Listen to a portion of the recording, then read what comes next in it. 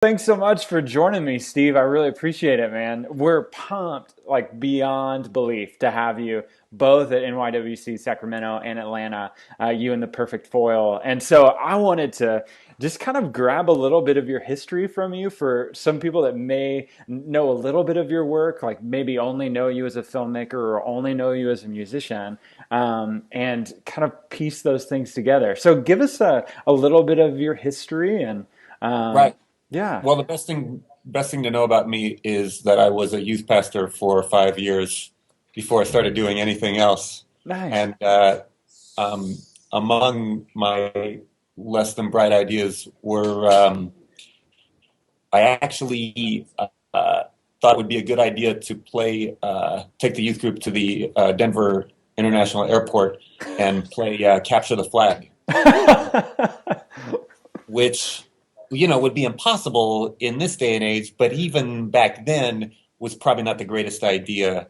And we actually got caught because I had another bright idea, which was let's use what used to be referred to as the white paging phones to Okay. send out a secret message over the airport when one team captured the flag, and that ultimately was our undoing. That they caught on when somebody made a request that didn't seem quite kosher, and security had us removed from the airport. So That's that was impressive. part of my tenure as a youth pastor. Well, if you don't get escorted out of a building with by security, then I don't know if you really are a youth pastor. So, Well, exactly. And those are words to think about. So, yeah. So from there, let's see. I did that while I was going to college at the University of Colorado at Boulder, which was and still is a very, a very, I guess some people would say radical, others would say progressive campus. And so that experience definitely informed the way I approached youth ministry, just because at the same time as I was trying to teach my kids how to follow Jesus, I was being, confronted by all kinds of stuff that I wasn't familiar with and wasn't particularly prepared for, and was having to figure out as well. So uh, it ultimately ended up being a good thing, and it certainly then affected the type of music that I did, and probably the lyrical content as well. Um, when I left CU Boulder, I actually I was studying music and filmmaking. Um, either one of those majors on their own was known at the time as the zero job prospect degree. But when you actually combine music and filmmaking together, it actually creates like a future unemployment vortex. And out of that eventually emerges, from that eventually emerges the modern barista. But I still dared to dream. And when I got out of college, I started pursuing music, and eventually got signed to a record label, and have been doing some combination of music and film ever since. yeah, that's incredible, man. Well, so most recently, film-wise, I think a lot of people will recognize your work with Blue Like Jazz. Right, What was that experience like? I mean, I'm sure it was a unique one for you, but like, right. give us kind of an overview of how that process was and what you loved about it. Well, when I read the book, uh, probably everybody's favorite scene is the scene that takes place in a confession booth that Don and his friends built at this end of school year party called Ren Fair. And that was really, more than anything, the scene in the book that made me want to make the movie. So when I pitched Don on turning Blue Light Jazz into a movie, that was my pitch, is I think we need to end it with the confession booth scene and work backwards from there. And then Don ended up working on the screenplay with us. He ended up writing his next book about the process of us turning uh, Blue Light Jazz, the memoir, into Blue Light Jazz, the screenplay. Yeah. And and we came up with a script we were really happy with. I assumed because in the meantime it had become a big New York Times bestseller Hmm. that it was going to be easy to find the funding for it. Sure. Um, I could not have been more wrong about that.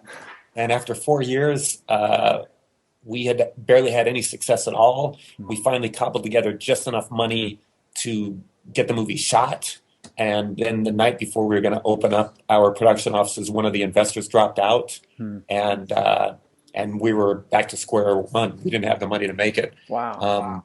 So Don, I called him up and told him. He was bummed out, understandably. He blogged the next day that the movie was dead, and we apologize that we've put you through this to all the fans, but it's just not going to happen. Hmm.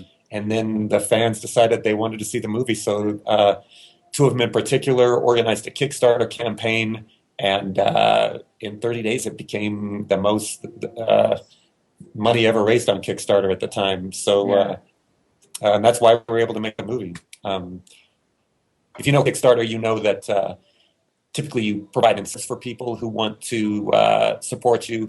Give us $15, $25, we'll send you a t-shirt. Give us $50 and we'll throw in a poster. Yeah. I didn't think this was going to work, so I actually said, give us $10 or more and I will call you and thank you personally. So at the end of the campaign, I had, what was it, 3,000 phone calls. I had to make 3,000 thank you calls. And it took me like a year to make those calls. I would make them to and from work because, in Tennessee, you can actually use your cell phone while you drive.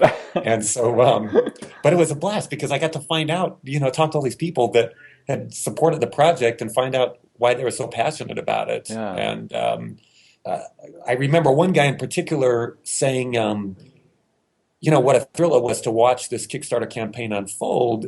And he said it felt like it was part of something really new because he said, it seems like the Christian community is oftentimes replicating culture that's already going on, but this was a chance for us to create something new that hadn't been done before. Yeah. And so hopefully we accomplished that. I'm really happy with the way the movie turned out, Yeah. and it was a great experience. Yeah. Oh, I love that. So jumping then from that into Steve Taylor and the Perfect Foil, like what? I mean, I'm sure as a musician, you've always got musical stuff going on in you, but what has sort of like brought this to the point to where y'all wanted to go out on the road again? You wanted to record another album and all of that. Right. Yeah. Well, what happened was it was all kind of accidental. We had been trying to raise money for Blue Like Jazz for it had been almost 4 years, and I was getting really frustrated. Sure. And I had not been doing music for the last 10 years because I made a pretty clean break once I started working on movies, and then I started remembering a time when instead of spending 6 or 7 years to make a movie, I actually used to record, and it was instant gratification compared to this. So it was as much as anything, it was just creative frustration that led to the formation of the band. Sure. I've been working with Peter a lot, obviously producing Newsboys albums and writing a lot of their lyrics. Yeah. And I was just chatting with Peter one day, and he was getting ready to retire from Newsboys, and we just started wondering what it would be like to form a band. And next thing you know, we're calling our friend John, and he's in, and then our other friend Jimmy Abeg was in. And so originally it just started almost like as therapy. We'd get together once a week and start jamming in John's recording studio, and the stuff started sounding pretty good. And so then we decided to get serious, and maybe we should start working on an album. And we were about halfway through when the Blue Like Jazz Kickstarter campaign happened.